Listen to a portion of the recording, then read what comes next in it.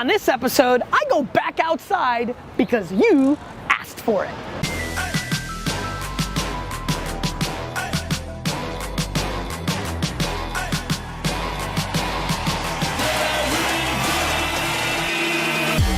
You ask questions, and I answer them. This is the Ask Gary V Show. Hey everybody, this is Gary V, Nerdchuck, and this is episode 144 of the Ask Gary V Show. It is a Friday, a beautiful Friday here in New York City. The Pope is coming through, causing a lot of ruckus traffic-wise, but I'm in a good mood because my official Jets-Eagles prediction is coming up. India's back, that always feels good. And yesterday's show got a lot of great comments, a lot of good feedback from the show. We went deep, quite emotional, a little heartache on episode 143. So India, let's get into the show. Let's do it. Almost. I feel satisfied that I got you on the early come up.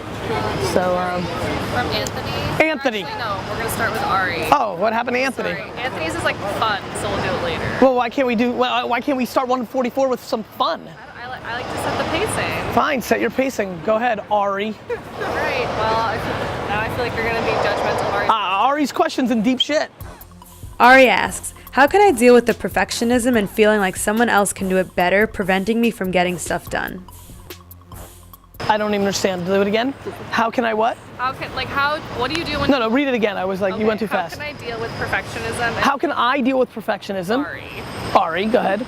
I understand, not me. Thanks, India. And feeling like someone else can do it better, preventing me from getting stuff done. Got it. So he not only wants everything to be perfect, he always has a sense that somebody else can do it better. Yeah, probably. Ari, you need to get over yourself. Like, you know, the reality is, I think speed trumps so much that I'm blown away by people that get caught up in this, and really it just leads to you being disproportionately not successful because you're too slow, you're overthinking things, and I feel like a lot of times people screw things up by trying to do too much instead of just letting it be. You know, that's why I like doing one take.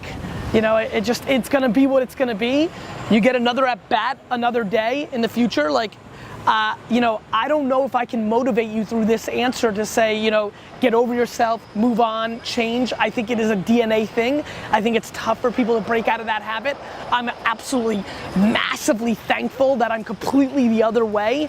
I probably go too fast. I probably only execute at 94%, 96%, 87%, 91%, 86% consistently, but I'd rather do 5 things than, after I just told you that story, you doing one thing at 97%, not even 100 to begin with. There is no 100%, Ari. It's just not the way it really is. The market decides if it was good or if somebody can do it better. There's a level of anxiety and a little bit of like getting over it that you're just gonna have to do. The fact that you're asking the question means you're self-aware that it's an issue. I think the best way to get things done in life is to just do them, right? Like, you're gonna learn how to swim by jumping in the pool and learning how to swim. I think the number one thing you can do is make the next 4 to 6 projects and make it painful for yourself. Just let it go. See what happens. When you start tasting like, oh, wait a minute, that wasn't so bad, away you go. Thanks. From Elon. People overthink, India. It's overthinking, guys. It's overthinking. Ready? Excuse me. Do you think people overthink too much? Yeah, it's overthinking. She had no interest in being on the show. Eli asks, my company brokers commodities from the producers, hedgers to the consumers. All of my current and potential customers are large commercial and industrial property owners. What would be the best way for me to leverage social media marketing to try and increase my customer base in this strictly B2B atmosphere? P.S. Chris Ivory is a boss.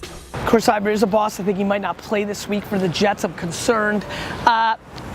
I would go out and create white papers on SlideShare and then run LinkedIn and Facebook ads against those white papers. What I mean by that is when you go into a B2B environment, I believe that long form becomes much more valuable than short form. I think that you reverse the headlines that people think that it needs to be all short form content. I think you know your audience, you know who your buyers are in a B2B environment, you know what they value, and you need to deliver on that. And so that's exactly what I would do. I would go out and I would create long form content that's valuable to them, and not a sales pitch that's valuable to you, but content that those decision makers need, not just from what you do for a living, but holistically. Let me give you an example. Even though I'm trying to get CMOs as clients, I might be able to put out content that teaches them about cloud computing or IT infrastructure, or I make a white paper of how the CMO needs to interact with the CIO. These are valuable pieces of content that I brought to them that have nothing to do with hire me as an agency to do your work, but I brought you value in a 9-page deck that you saw on LinkedIn because I targeted you properly. So that's what I would think about. Create long form content in video, in audio, but in definitely deck form. B2B people love decks. And get that in front of them through targeting on LinkedIn and Facebook. Put your branding on the bottom, make the last click go to your world, provide them value. Do what I always say, become a media company, not just around what you do for a living, but what actually brings them value. And so what I would do is I would call, and let's get real tactical, I would literally call the 25 customers, 50 customers you have right now, call them and say, hey, real quick, if you've got 2 minutes for me, maybe email them, because people don't like people calling. Email them and say, do you have 2 minutes for me? I'm looking to provide you more value. You call them and say, hey, what are your other business problems or frictions besides what we do together in the world? If 8 out of 25 of them say the same thing, that would become my first content pillar to put out to the world. Bringing value to people is an amazing way to guilt them into doing business with you, even if you bring value to them in a genre that has nothing to do with your own, but is still within the collective cohesive unit of what they do for a living. Stefan, fire emoji out of my mouth at the end there. This one caused a lot of controversy this morning amongst the team because we don't know what he's talking about. We think it's funny. So one more time, the entire team was we were trying to unpack it all together at our desks. There was so much going on in the question. We're not really sure. We want to see if you understand it because none of us. Of course I understand it. This is the Ask Gary V show, India. Go ahead. I co-own 2 karate schools. I understand that he co-owns 2 karate schools. Okay, go ahead. In influential Westchester, New York. I think he means they're influential. Yeah, I mean, in just Westchester. He just means Westchester. He was just hyperbolizing Westchester. Lizzie's from Westchester. Big ups. I handle biz, not instructor. Well, I handle the business side. I'm not a karate instructor. Okay? How do I? Stick with me, India. How do I tell members I'm now a realtor? Amazing. Okay. What's the name? XL Martial Arts. XL Martial Arts. I assume what you're saying is you do business development for 2 karate studios in Westchester. All your social media has been around that, and now you're making a segue into becoming a realtor and selling homes in the market. You're speaking to the right guy. I told the world for 9 years, or for 15 years, that I was a wine merchant, and that I was a wine connoisseur, and that I was a wine expert. And then, just by putting out business content, because I had the chops, I told them that I was a business personality.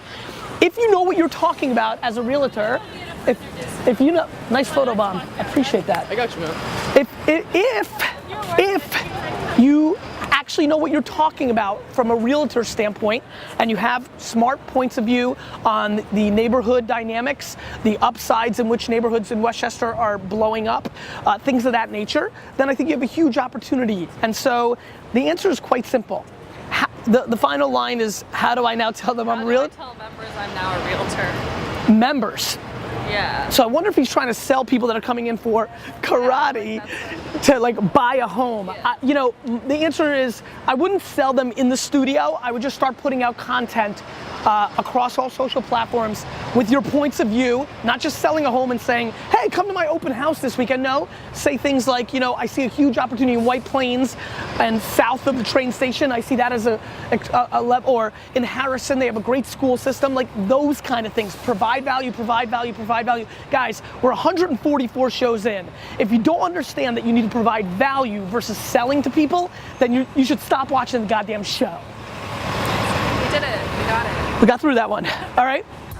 Kevin asks, how can illustrators market themselves and distinguish themselves from the competition? Do this for you. Ooh, that's nice. I look like Jake Ben Ruby a little bit in that. You see it?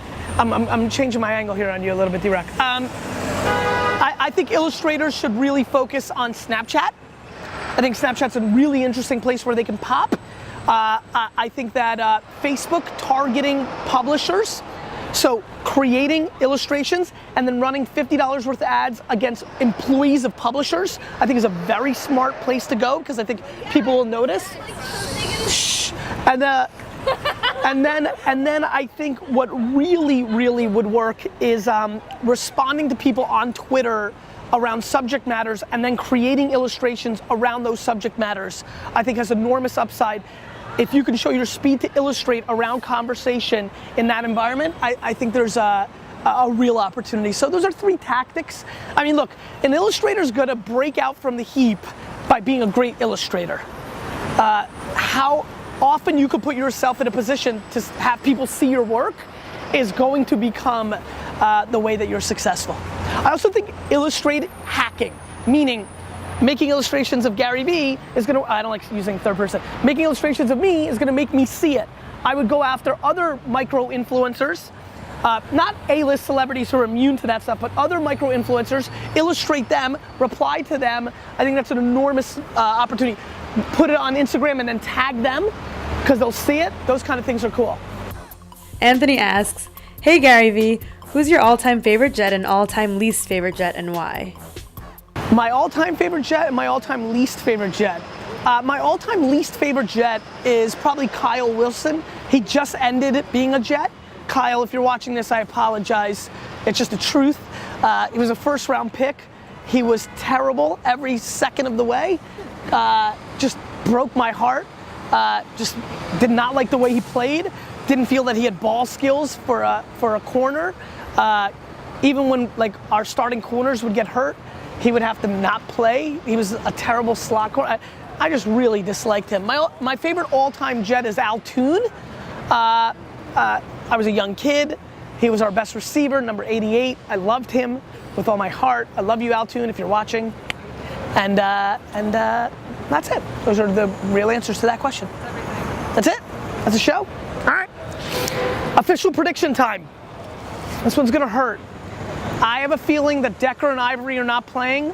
I think the Eagles are playing for their lives. I think that the Jets, I don't think, the Jets have never beaten the Eagles in NFL history in a regular season game. And I'm very, very concerned of this. I'm still very affected by the 93-94 game where the Jets were up 21-7 against the Eagles at home, and then Eric Allen had a 99-yard interception returned for a touchdown as the Jets were about to go up 28-7 in Johnny Mitchell's coming out party game. Eagles went on to win. There's just something bad about this game. I'm taking a ton of VaynerMedia Eagle fan employees, Mark Evans and Brandon Resnick and Taggart and Lindsay Price. I think I'm bringing too many employees to the game. That feels wrong. And I think the Jets stumble here. I think they stumble here, unfortunately. I'm gonna go Eagles 20, Jets 16. Hurts my feelings to go that route, but that's my official prediction. I'm not gonna predict them to win every week. I will not be surprised if they win. I feel nice that they could win, but my official prediction is the Jets stumble this week, 20-16. But just to give you some insight, I think they rally next week in London. Anything can change, but that's how I feel. Sorry for myself. You keep asking questions, I'll keep answering them.